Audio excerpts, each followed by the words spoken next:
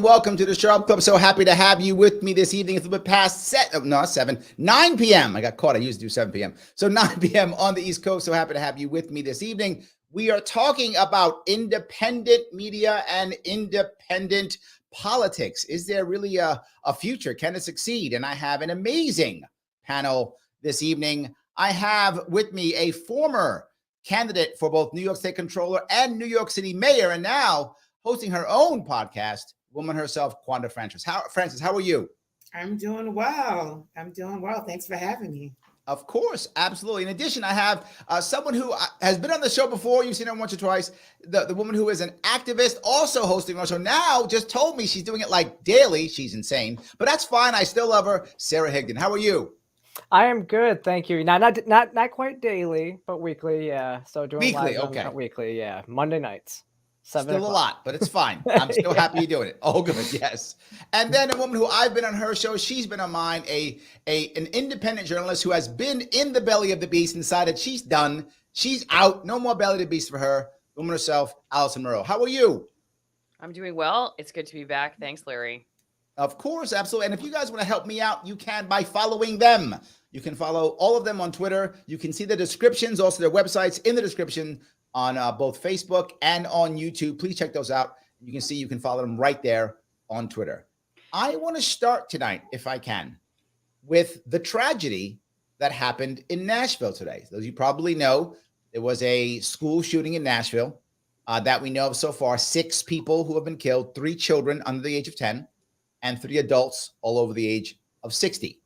And I'm not talking about the issue itself. I'm talking about, where do you think people first heard of it?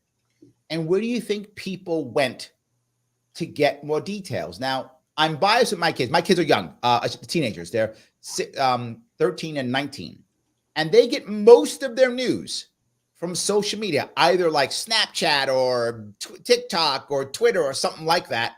And then if they want details, they tend to stay on those platforms. Where do we go? Do we? When I was a kid, it was your local TV. You put on ABC or NBC or something like that, right? The local affiliate. Or maybe as I get older, maybe it was CNN in the late 80s and 90s. That was the only news channel of the day, and you went there. Where did you go? Where do we go now? I went to Twitter. I mean, I saw it on Twitter. Everything's breaking on Twitter. I'm perpetually on Twitter though, so I know, like, that's where I'm getting a lot of stuff, and that's where a lot of the reports were coming out. There was a lot of unconfirmed reports coming out though too, so you do have to be careful on Twitter. That's the worry, right? Isn't it? And Alison, you know this. I mean, you played that game, right, in the mainstream media. They're supposed to not do what Sara said, right? They're supposed to not report anything that's just bad or wrong, but don't they sometimes just want to get eyeballs? Yes, that's definitely a big part of the game. It's a balance, I think, because though you all would rightfully, I'm holding a pacifier, by the way, because I should just let everyone know I have a baby under my desk. If I'm looking under my desk, I'm not just prepping, bugging out here. It's like I literally have a human being under my desk. But it's a balance, because I think, though rightly so, you're critical of what you just said. On the other hand, if they didn't report it, and people, I'm not trying to like run interference for my old industry or anything. I'm just saying, everybody get annoyed, like, well, why didn't they report it? They obviously are part of some kind of psyop, or they don't want us to know, or whatever. So there's all kinds of reasons, I think, that, people say the same thing about not wanting biased news. They want objective news, but then they hear something they don't like and they go, forget you, I just want to hear what I want to hear. So I hear that all the time in the So you're saying that the news has to work, because if they don't report, then all of a sudden, to Sara's point, Twitter comes out and says it's all conspiracy theory and they're all in on it and that kind of stuff. Yeah. So, why aren't they reporting it? Where are they on this one? What are they waiting for? So I don't know. In some cases, though, I totally agree with the concern and the criticism of just jumping into this without knowing what you're talking about. You're also, in some cases, even if you're the best meaning journalist nowadays, stuck between a rock and a hard place, because people are they have expectations to be able to see this stuff in real time and to see it very quickly, and then get very upset when they don't. Quanda, what do you think? And there's also the need for the public to know what's going on, right? Someone that worked in law enforcement, if something like that is going on in the area, you want people to know. You want, individuals to stay out of the area. You want law enforcement to be able to do what they need to do to get control of the situation. So there's a number of reasons why the public should know what's going on. And in terms of hearing about, law enforcement channels, Twitter, it was just everywhere long before I heard it on mainstream media, but I don't really consume mainstream media anymore. So and this is the point. I'm sorry, go ahead, Sarah. Oh no, and I was gonna say part of it too is I'm not somebody who thinks like when these mass shootings happen, I actually don't think we should be publishing the names, but there was so much around this person's identity that came out that it was like they had to. And because I think actually publishing the name tends to lead to more copycats, because then people think that they can get famous for doing this type of stuff. Yeah, it's a valid point. I mean, her name was Audrey, if I'm not mistaken. Yeah. She actually put out a manifesto, and they always do, right? These school shootings are always not. I've been saying this for literally 6 years, and no one pays attention to me, sadly. All of these school shootings are the same thing. They are planned public suicides. All of them are, and we just go, they're not, but they are. They're planned public suicides. She has a manifesto. They haven't shown it yet, but I'm sure it's something that she learned online or something in some chat room or whatever. She had some kind of thing she decided. So, by the way, they want to see the baby now. The Scientific Libertarian literally says that he wants to see the baby now. So there we go. Now we see the baby. All good. Perfect. So, yes. So, but you said it, Quanda. You said you don't go to mainstream media anymore. I don't think you're alone, right? I used to think that was only kids who were like 17. But no, there's a lot of people who are older than 17. I know you're barely over 17, Quanda. You're barely over, I know. But I know there are people who are over 17 who don't go to mainstream media anymore. It is, there's so many different reasons, right? But because when I think of the media, right, I think of publicly traded entities, right? So they're influenced by maximizing shareholder value. So that's why you have your Fox, your MSNBCs, right? And if you don't fit into those sort of criteriums, you really don't. You're really not heard. You're really not seen. You're really not. The point of view is really not highlighted. So. I don't consume it. And that's why I use that term. I don't consume, mainstream media, because it just doesn't really work. Well, how often are they agenda driven too? They might not have reported this. A lot of times it seems like when like this type of stuff happens, if it doesn't fit their narrative of who the active shooter is, they will downplay it or they'll just get rid of it. Yeah. And that's what I mean by the whole publicly traded thing, right? The agenda is, again, where does it fit, right? If we are, again, if we're right-wing media, if we're left-wing, like, where does it fit? If it doesn't fit in terms of our narrative of maximizing shareholder value, then, it's not something that we really cover with intentionality. Well, Alison, you have somebody who follows you because they know that's the producer, not a baby. Thank you. Yes. Sorry. You have someone who follows you who's come over here. So there we go. You have fans. Thank you for being here. Help me. I need a babysitter. Where are you? Well, keep in mind that most of these shootings are actually first covered by local outlets. The local reporters are the ones that run to the school, and then the affiliates are just picking whatever they say, and then in some cases cherry picking whatever they say to do exactly what you just described. But the local reporters, I think try to do a better job. They're closer to the community. They live in the community. They go to the grocery store with people who live there. So their interest is, I think, a little bit more vested in trying to maintain a journalistic standard there. I think it starts to devolve at the farther it gets away from the community itself. And then when you're watching, especially those cable outlets, it becomes exactly what you said, which is not what it should be. The thing that I tell people though all the time is I believe a lot of the systems that we have right now are because of our consumer choices. And I just think it's I think it's a little hypocritical sometimes when people blame the media without saying, I may have played a part in the media becoming what it is today. Like if you're doing, this is literally what yeah, Quanda's saying. She's saying, I'm right, not going to be part of it. She's saying, I'm not going to consume it. That yeah, you're saying kind of the same thing in that regard, yeah, aren't you? exactly. Like you get your media somewhere else, and that's the best way to tell them that you're not happy, right? Is to just Right. to not do it, not just with the opposite. I hear people all the time complaining, but then they're like the most avid consumers of exactly what they hate, and I've never really quite understood it. It's like if you don't like it, then let's like work on something different, or at least don't participate. But I think in a lot of cases, people just, I don't know. I think they're couch complainers and they still participate in the system. And some are legacy consumers, right? Oh, yes. With parents and grandparents consuming news from, one particular, station or company. And it's, so it's sort of something that you're used to. And it's a habit. And for some people, it's sort of difficult to break that habit. But, I agree. It's been tough for me too, Quanda. Like I still want to watch news on a television screen. Like, not because it's any better or worse on anything else, but like just habit. Like since I've been growing up, you watch news on a television screen.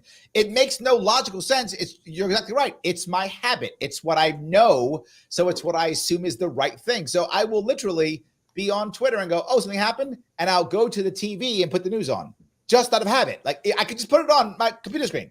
I don't do it. I go to TV. I got to stop that. Now I feel dumb doing it, Quanda. That made me feel dumb. I got to change. Well, you go to YouTube. if they stream on YouTube, you just go to YouTube and it plays on your TV. I mean, that's what. Yes, and that's what I'm saying, Sarah. You're right. I will stream YouTube on my TV versus the computer that's in front of me. I will literally do that. It makes no sense. I just do it.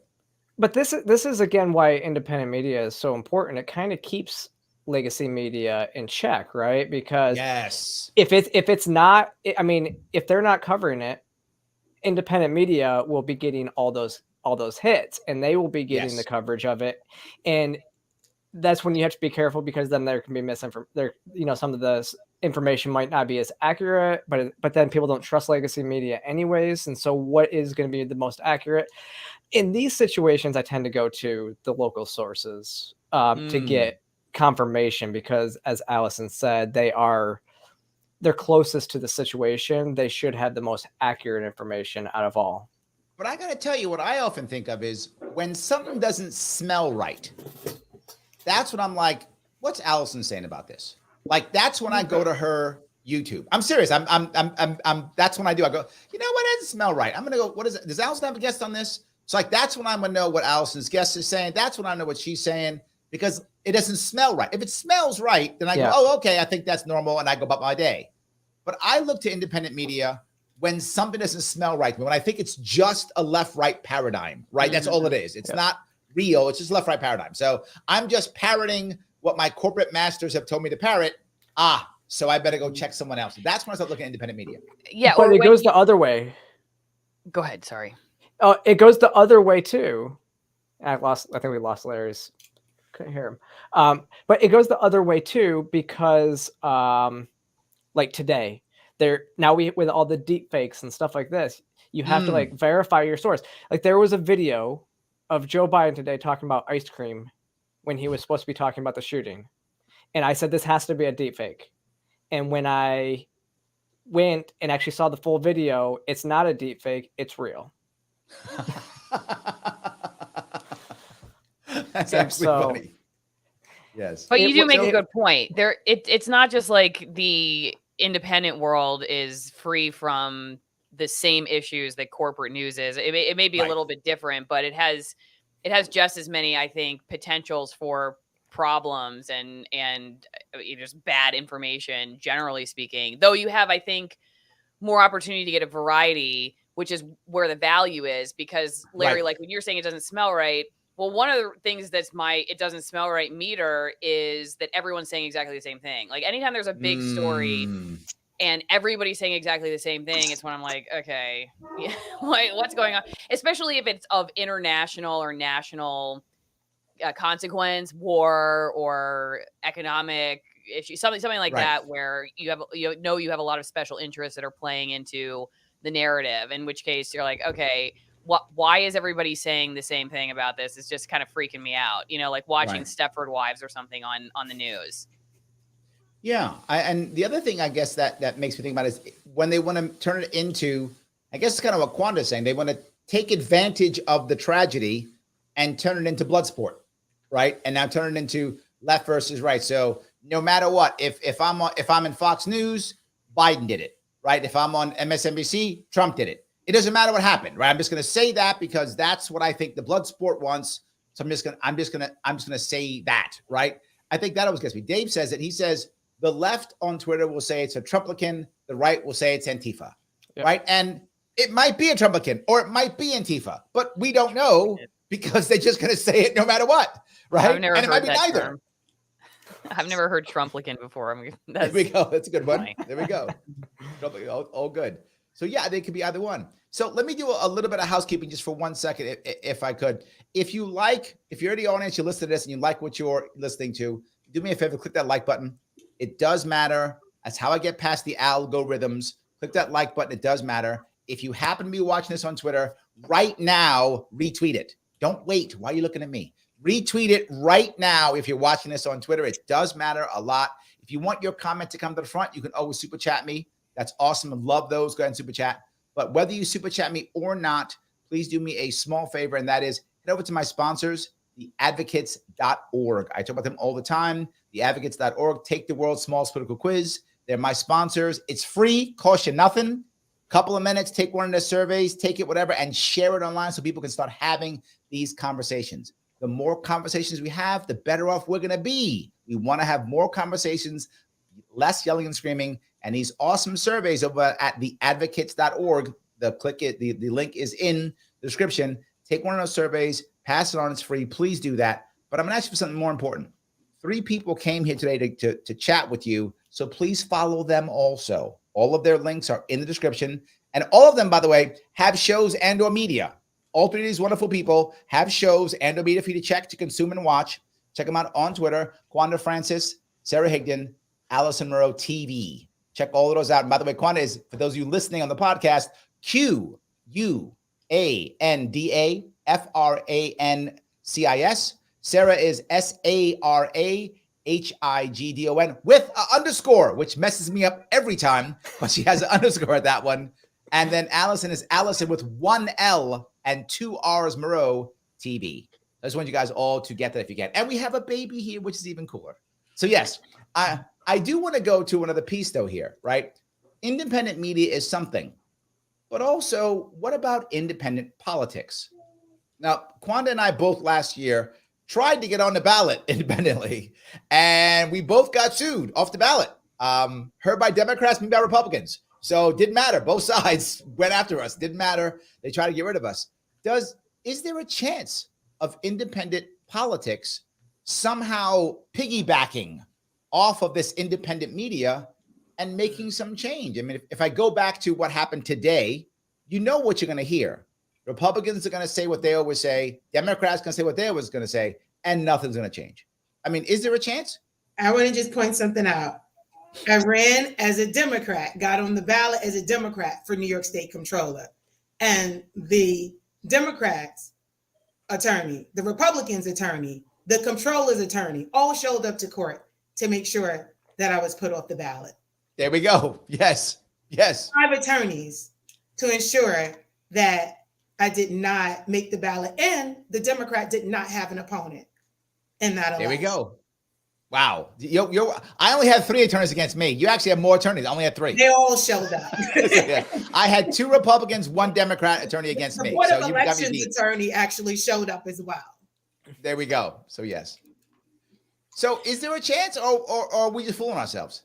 Now, are you talking about independent politicians?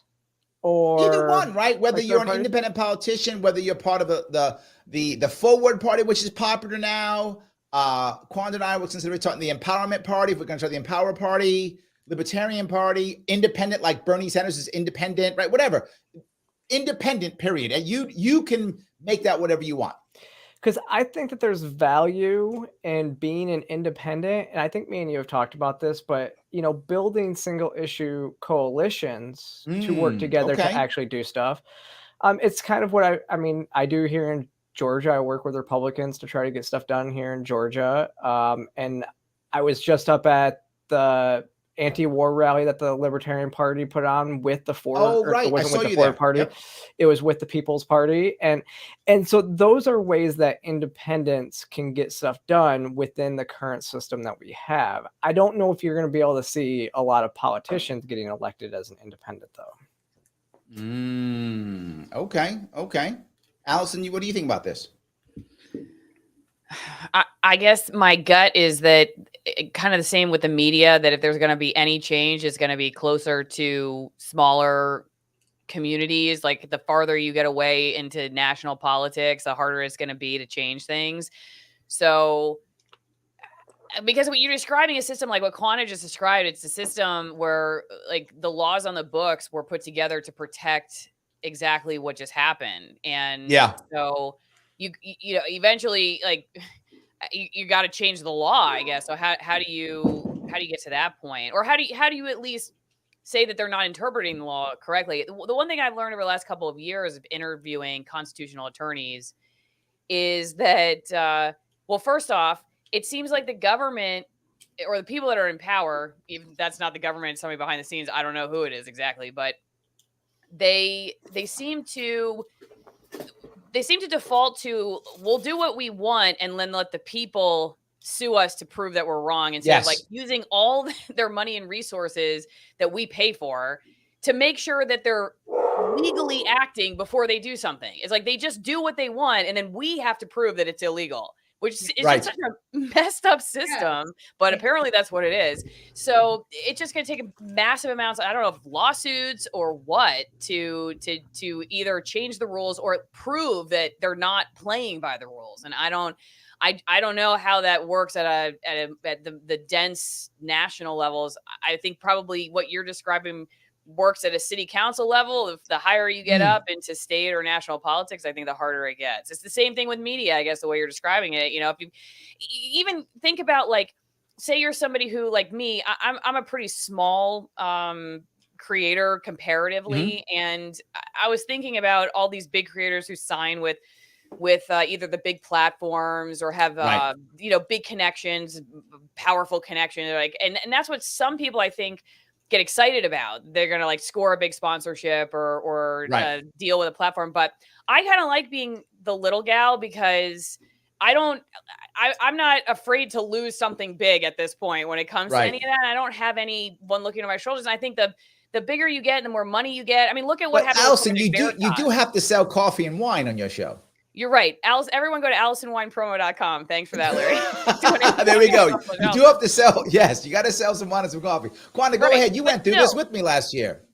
Yeah. And what I found is that, like media, this was not a Republican and Democrat thing. This was an outsider thing. This was me. This was me, this is, in their early 40s, going after an office that's responsible for over $1 trillion in economic output, right? And no one knew what my intentions were, right? Because I did not fit into, the bubble of Democrat or Republican. No one had conversations with me. So because of that, they had a shared enemy outside. And they all had the goal of ensuring I did not get on the ballot until someone understands who and what she is and why she's running. Because this is, most people don't look, the office of the New York State Office of Comptroller is a very powerful office. As I said, it's responsible for over $1 trillion in economic output. It is arguably, the 9th largest economy in the world. So when you go after that office, they're not just politicians that are paying attention, right? Because you think of the political environment, it will affect all different types of business environments. So they want to know if they can control you.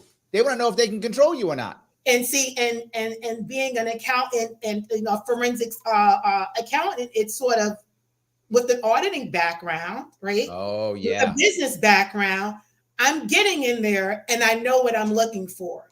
That's the problem. Because that office belongs to the people. So again, Yes. the question becomes, right, am I aligned with the establishment? Whereas in terms of we're investing in things staying the way they are, or am I aligned with something different? And, Yes. and othering. And people don't like othering. They don't like things that are different. They need to understand what it is that they're getting. And, like I said, the establishment, when I say establishment, I mean people in power that invested in keeping things the way they are. I saw that, and that was when the Twitter files showed that, right? YouTube is showing that. Everyone said that Twitter only attacked the right. It did attack the right, but not only the right. It attacked the left too. It attacked anybody who was anti-establishment.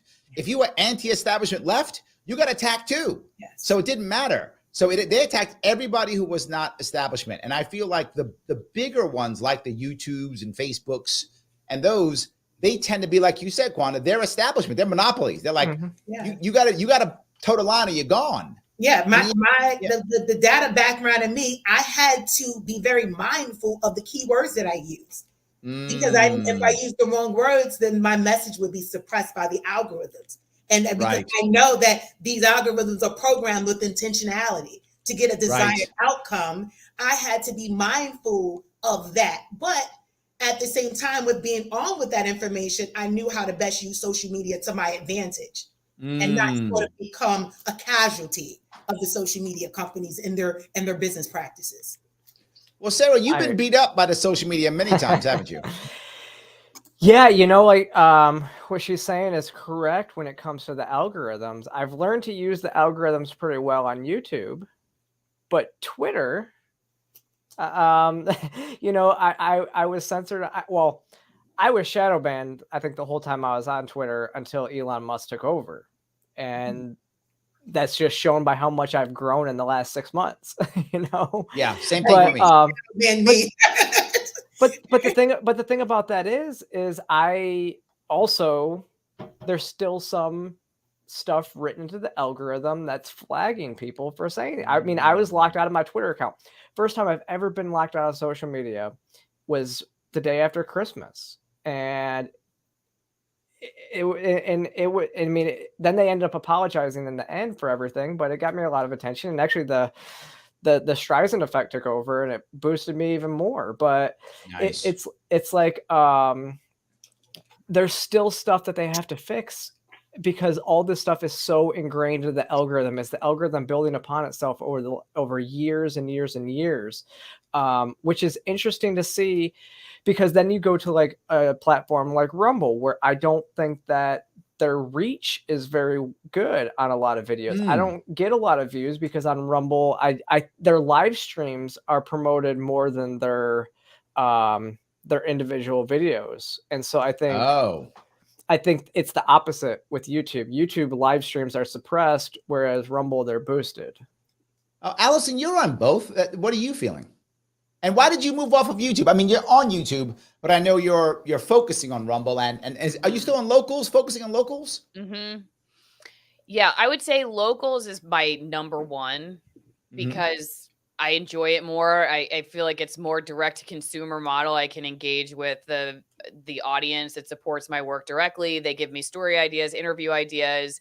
I call them my editorial board. They really very much are. In a lot of ways, I learned more from them than I did when I was in editorial meetings in the news. They know a lot more than the average journalist. So I would say that's where my number one is, just because I like the model.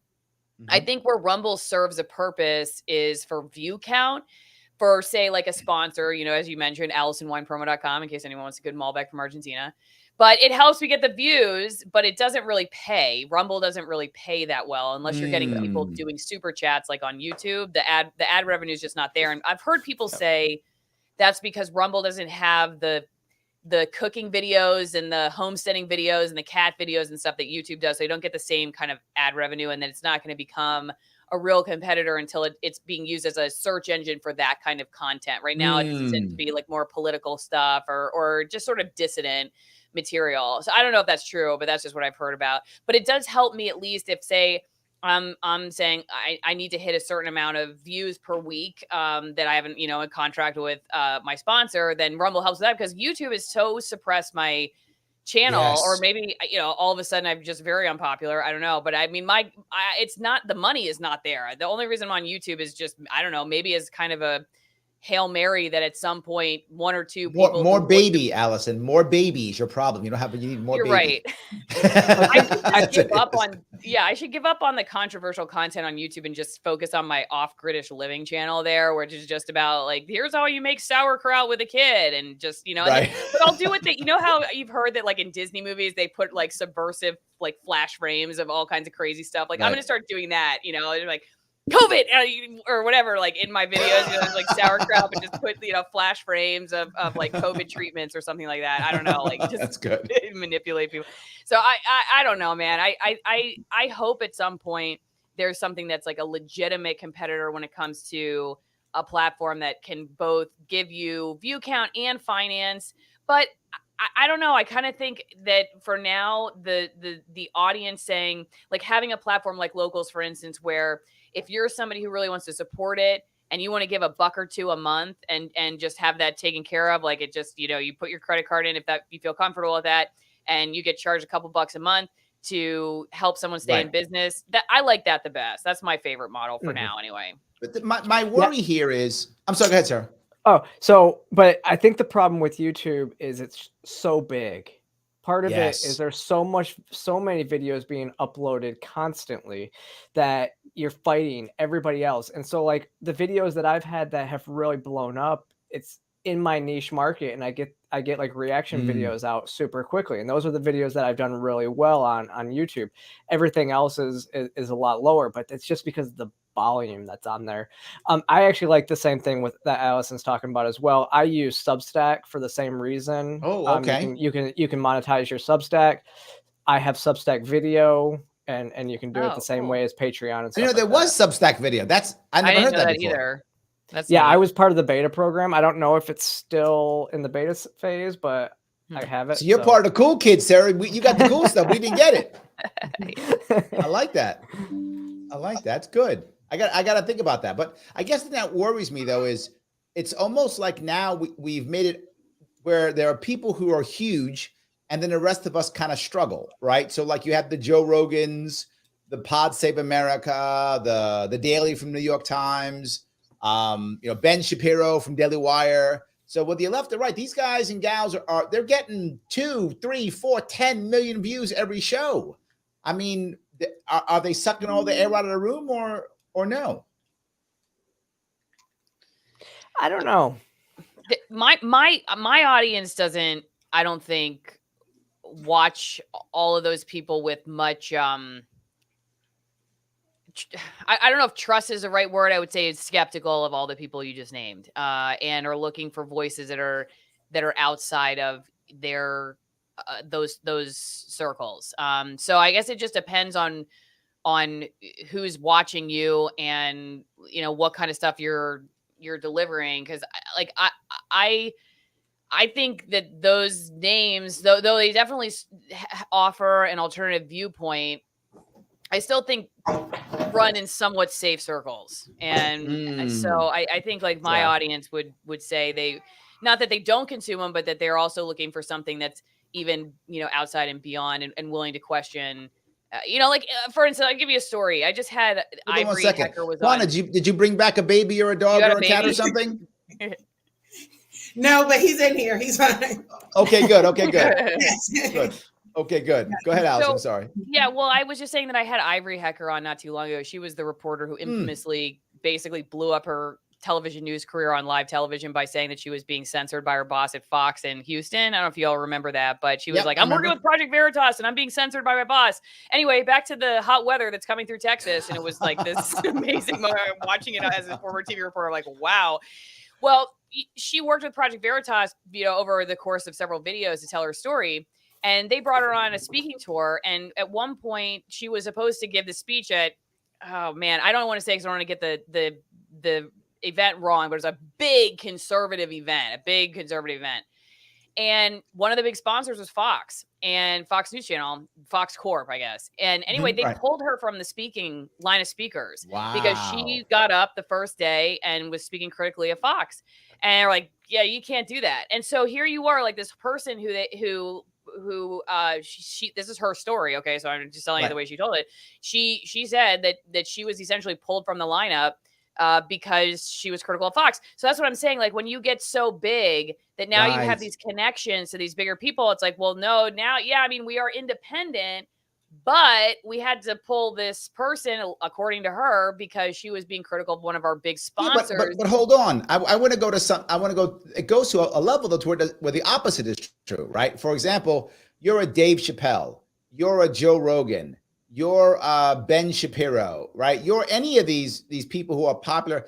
They don't care, right? Dave Chappelle doesn't care if you're gonna drop him as a sponsor. He doesn't care. Joe Rogan doesn't care if he's gonna lose a sponsor. There's 25 sponsors standing in line to get on Joe Rogan. I mean, and Spotify were my big check. I mean, I feel like there's a level at where you don't care anymore, right? Isn't it? I mean, am I wrong? Some of the independent creators might not care so much anymore, but look what happened with Steven Crowder and the Daily Wire. That exposed a lot of what the Daily Wire is doing on YouTube, right? Like how much stock they put in their YouTube views. And so that they are self-censoring themselves on YouTube. And I mean, I even self-censor myself on YouTube because I had a segment that I didn't think that YouTube was going to like very much. So I turned off my YouTube and streamed it exclusively to Rumble. Yeah, well, Quanda was saying she has to do it too. She has to find the right words for her videos to make sure. I think we all have to self-censor. But I mean, but my point is, let's say, for example, Joe Rogan decides that, he says a bad word or something and people get mad at him or something. The worst that's going to happen is YouTube is going to, ban him for a day or something. They're not going to take Joe Rogan off YouTube, right? And Joe Rogan's people are going to put on X amount of dollars. And Joe Rogan's producer calls YouTube and says, hi, my rep, I'm mad, please fix things. No one answers my call at YouTube, right? But Joe Rogan's rep, Joe Rogan has a rep at YouTube. No one answers my call. I wish they would. But no, Joe Rogan has a rep, right? I mean, they're literally going to just call their YouTube rep. Mm-hmm. There's very few creators that are able to even do that, because even look at Tim Pool is probably the biggest on YouTube when it really comes down to it. And he has to censor a lot of content, because even when I was on the show, we went to the exclusive content for what we thought that YouTube was not going to allow. Right. No, I agree. But I guess what I was saying was, once you get past a certain level, I mean, look, again, even Tim Pool, right, who is very active on YouTube almost every night, I think, right? Every night he's on for like an hour or two, whatever he's on, right? He's on all the time. So let's say YouTube gets mad and pulls, and they did. They pulled him before. He'll call his rep. They'll slap him on the wrist for whatever, 3 days or whatever is the thing, and then they'll put him back on. If they throw me off, it's going to take 6 months before I get back on, right? It's going to take forever before I get back on. Tim Pool gets 4 days and he's back on. So I don't know. I guess what I'm saying is, even in the independent world, dollars still matter. Eyeballs still matter, right? It's still there. You get to a point where it's whatevs. Well, in the situation that I was describing earlier, I don't know if it was necessarily like they're one of our sponsors of the event and that's what we care about. It's the connection with Fox News Channel and Fox Corp that they need to maintain. So I see. So I think if it's an advertiser, it's probably not the same as a connection with, are you going to speak out against Nancy Pelosi? You see what I'm saying? Like, it has nothing to do with Pelosi, like bankrolling, which she may be, but it's because of her connections and being connected to her. And you know what I mean? So it's like that kind of thing. And I think that's part of the problem with media is, even if it's not conscious for them, they kind of run in the same circles and have these, you just want to like maintain your ability to get access, I guess. I don't know if that's the right word for it. It's like, it's what you were saying, Quanda. You were saying they work together. Yes. And they minimize their reputational risk. Yes. Say that again. They minimize what? Say it again. Reputational risk. There we go. That's it right there. They minimize the reputational risk. When I'm the opposite, I'm trying to become the bad boy. It's not working. The anti-hero. It's not working. It's not working. I keep trying. It doesn't work. I gotta try harder. That's what I gotta do. I'm messing it up. I gotta be more of a bad boy. Maybe, I don't know. I don't have enough bad boy in me. I'll keep trying. So, But I do want to go on then to the next piece, which is, this is the big, not just the big players, right, like the Joe Rogans, but also the big platforms like the YouTubes and the TikToks and those. I mean, now we're talking about banning TikTok. And while I understand the fear, I do, scared, I get it, I understand the fear. Is that going to make anything better if we ban TikTok? Isn't YouTube just going to take our stuff? Isn't Facebook just going to take our stuff? Isn't somebody going to take our stuff no matter what? And isn't somebody going to ban us no matter what? Isn't somebody going to poison our kids no matter what? Am I wrong? No, I think you're right. I think this is, I mean, all the other platforms are just going to take over what TikTok's already doing. Yeah, they already have. We have Reels on Instagram. You have Shorts on YouTube. You have, everybody is copying everybody. And it's just right now with TikTok, it's where all the kids are at. And so that the way that they feed videos is different. But it's just going to go somewhere else. And it's like the Patriot Act all over again. It's going to spread, like where the government steps in and tries to make a law there, it's going to spread somewhere. And so they have to, it's not a good thing. And to try to ban any of these platforms.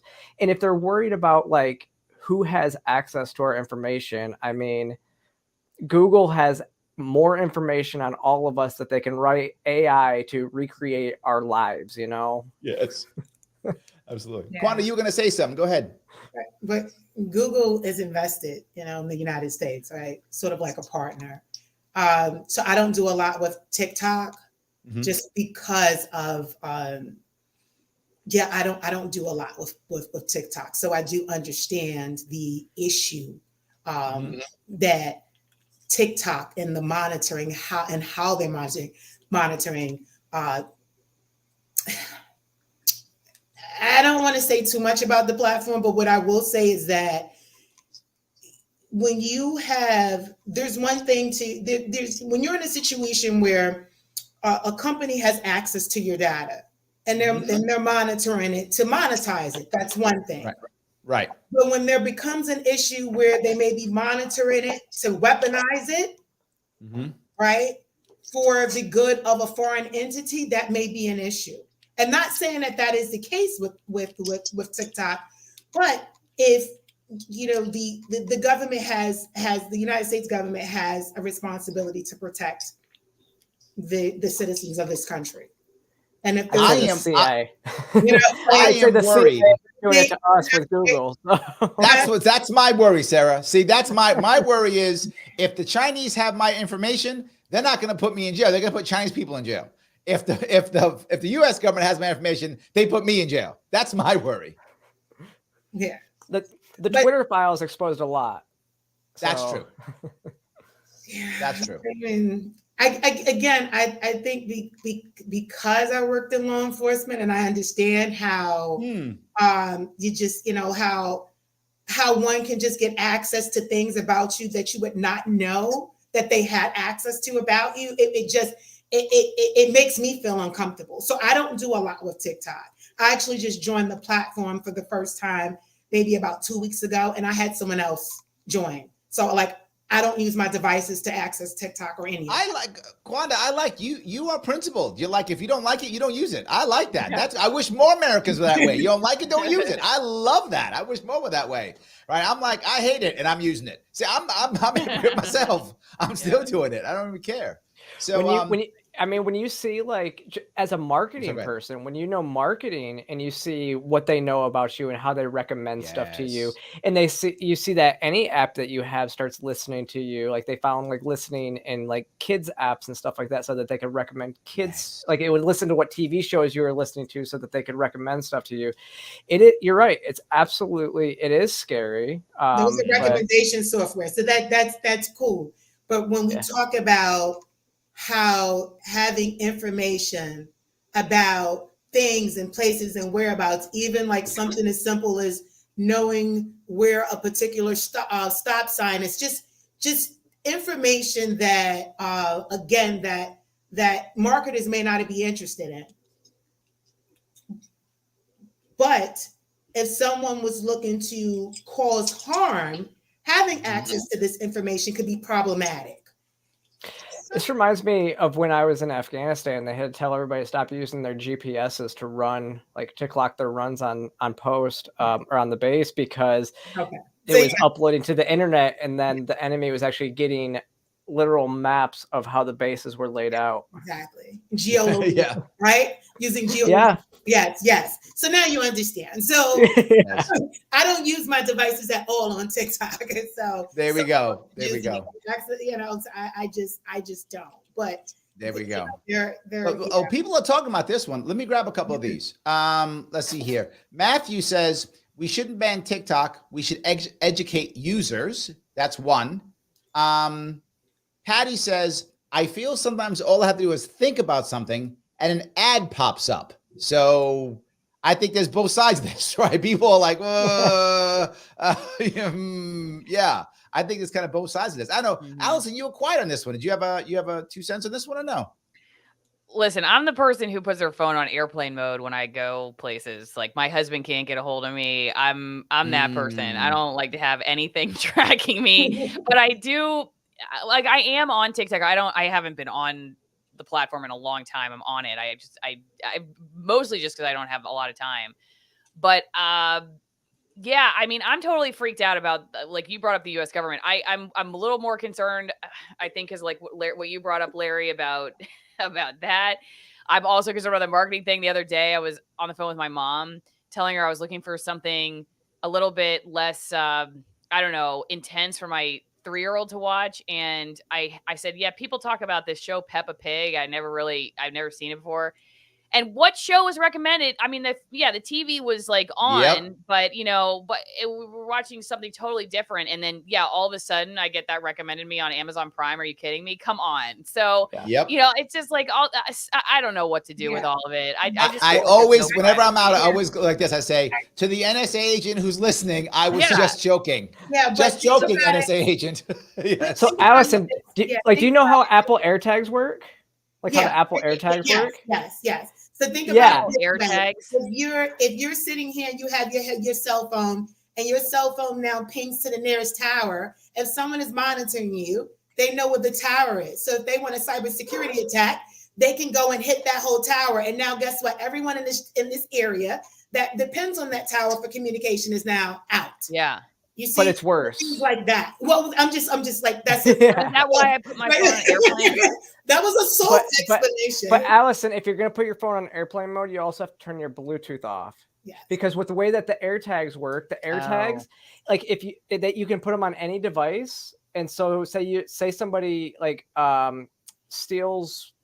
Well, so your AirPods, if they steal your AirPods, they're connected to the same situation. I don't use Bluetooth earphones though because of EMF. I'm one of those people. I'm afraid of getting brain cancer from them. So. I'm with you, Alison. Look, basically, good for you, Larry. That's right, man.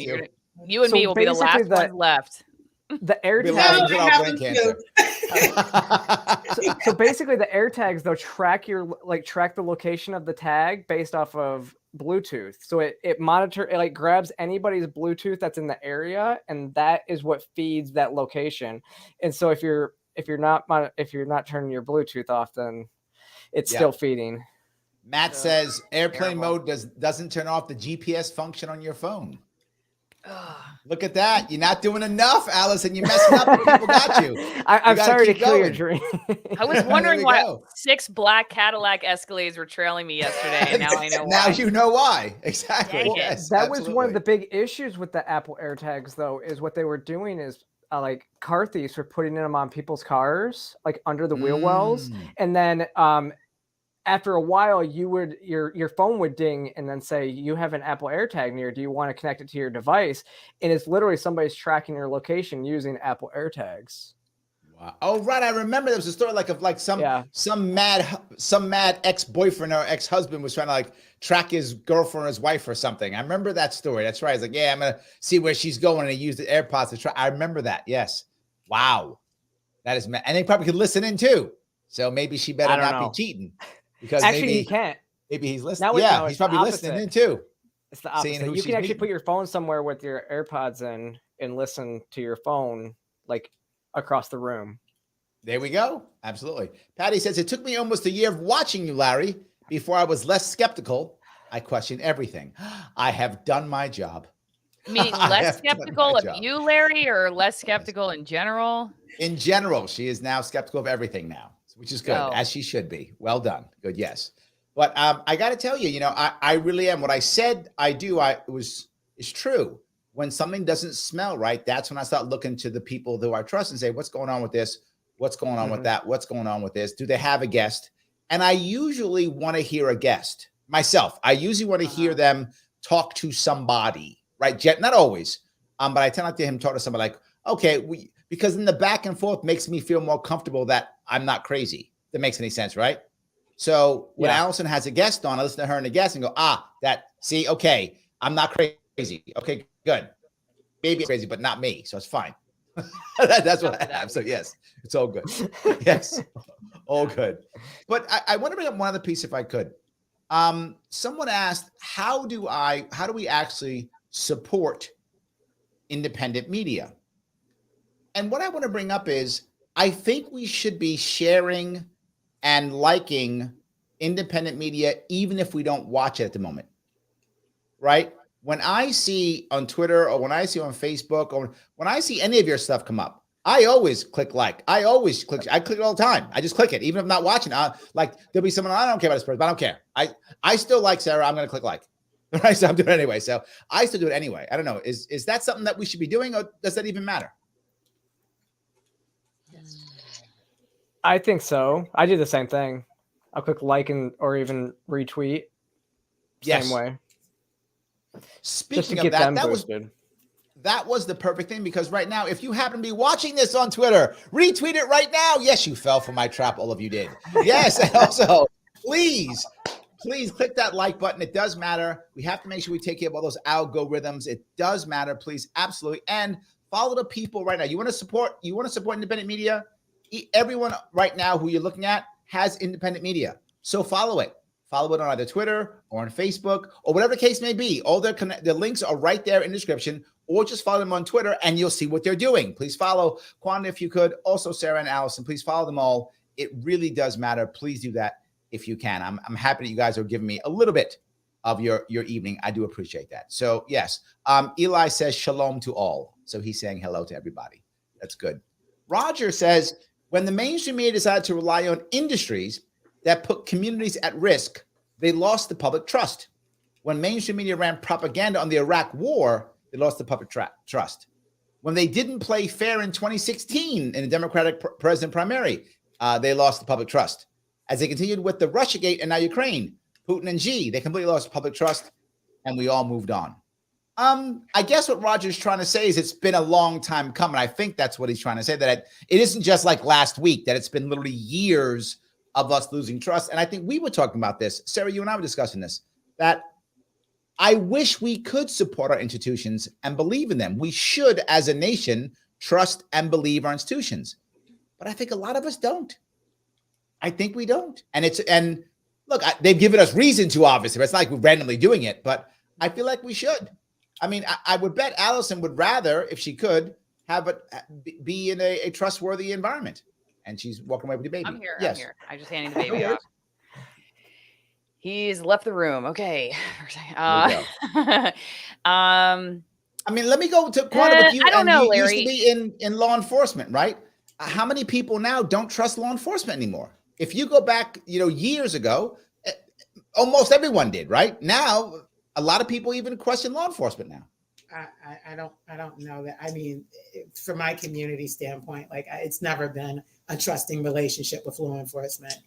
Well, valid point. Yeah, so I was a civilian with the department. I don't know if you think of if you watched the movie, I'm not movie, but the show CSI. So the person behind they give me the coordinates. That was me, right? Mm-hmm. So yeah, I don't know that there's ever been a trusting relationship. And my goal for going in was to sort of change that, because when you know how the data is used and how it's put together, you realize it's biased, and you try to go in and do something about that, but sometimes it doesn't always work out that way. So right. No, I think a lot of people do that. They go into the institution hoping they can change it from within, and they often find out they can't. Right? They can't. Alison, I'm sorry. Go ahead. I didn't mean to cut you off. You were grabbing baby though.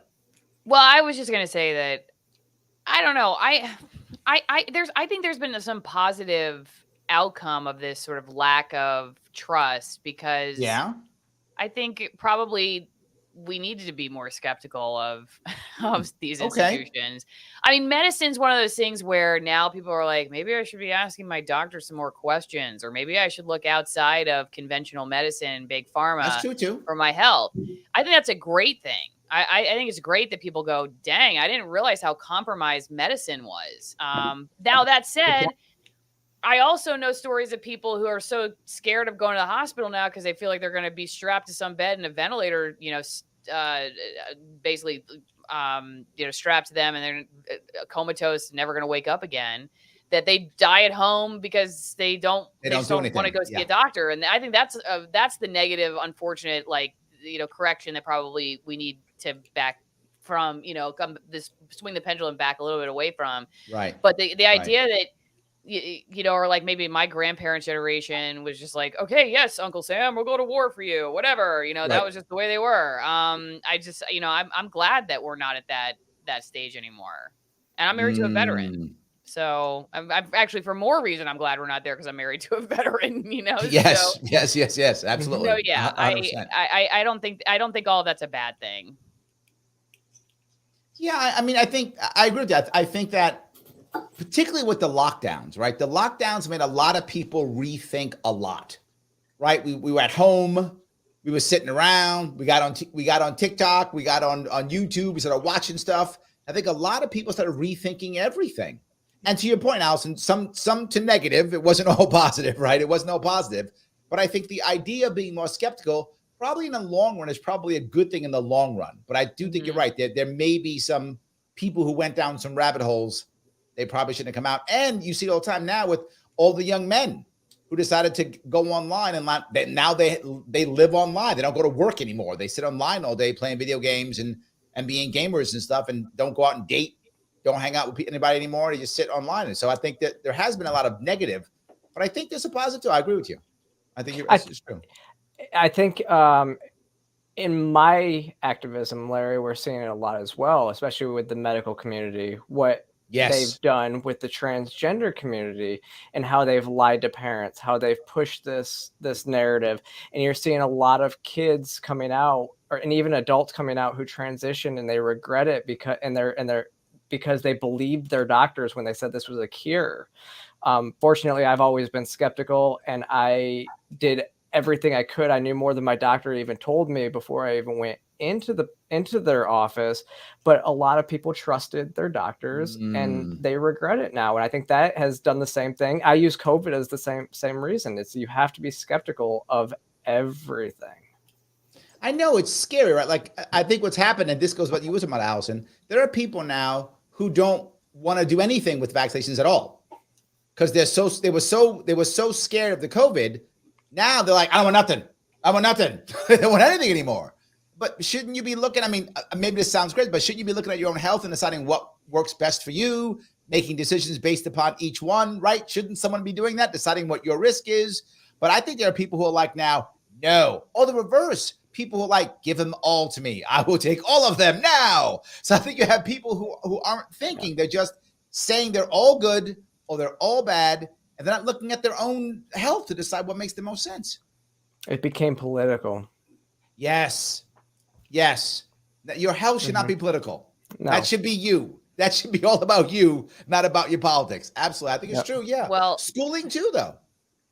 I will say to people, as somebody who has gone from one end to the other, it's been quite a journey on that particular topic. Vaccines and climate change were the only two topics that I ever had a boss say I was never allowed to question when I was in corporate news. Wow. And I would just encourage everybody to look into the history of vaccinations. Just do your research. Cheryl Atkinson, I had her on. She's former CBS. And I'm not going to say anything that's going to get you in trouble on YouTube, Larry, but in the 90s, it was fine to ask questions about the potential injuries and harms of vaccinations, but you can't even talk about them anymore. And I never understood like the I never really understood quite the transition from that, like what happened in the late 90s or the early 2000s. But Cheryl said, she's still employed by Sinclair, which is a pretty big media ownership company. She's not like a crazy person or anything. She's a pretty like mainline mainstream journalist. But she was like, she even did a whole series on autism and vaccines in the 90s, and CBS actually let her do it. Yeah. And you would never get away with that now in mainstream news. So I just throw that out there just to be like, there's some fair questions that should be asked. And I kind of wonder sometimes with COVID and what you described with the polarization and the polemic around it, if it create a situation where now, like, you are categorized. If you ask questions about something, it's like now you're put in this category of these crazy people. So we just make it safe. Like, the COVID thing made it safe to sort of call people these anti things, even if you had fair questions about something beyond the COVID thing. That's just, I just tried to bring that up. And my daughter's crying on the outside of the door, so I probably should go soon. Okay, no. If you got to go, Alison, take off. I understand. I'm glad you gave us the time you gave us. No worries. I'm glad I ended on vaccines, a non-controversial topic. What? Okay. Anyway. and you threw that grenade. Now you walk out the room. Thanks, now Alison. You guys can talk about it. Please discuss the vaccines. I'll see you all later. It was so fun. Thank you for having me. Yes, make sure you guys please follow her, Alison Morrow TV on Twitter. Bye-bye. Bye. So what's interesting though with Twitter is, and even just all the platforms, is a lot of people, I think, still, they just read headlines. They don't actually read articles. Because I tweeted out yesterday or the day before a Vice News article, and Vice has always been fairly moderate, but a Vice News article where they literally fact check themselves in the same paragraph. They claim that Florida is banning the use of cross-sex hormones for adults, and then it says, they are preventing insurance companies from providing coverage for gender care.